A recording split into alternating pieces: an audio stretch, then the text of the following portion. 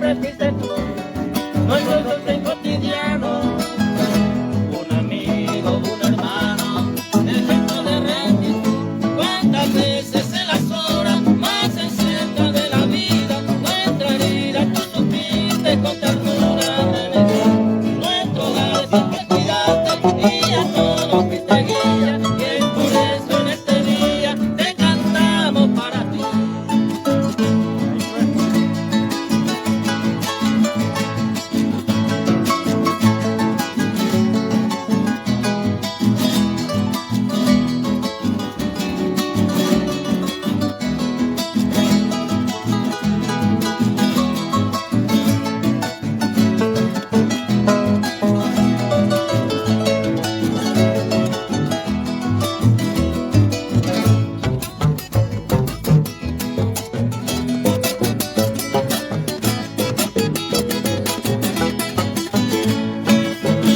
Para ti, papá querido, hoy cantamos, te entregamos nuestra inmensa gratitud, porque siempre fuiste tú, nuestro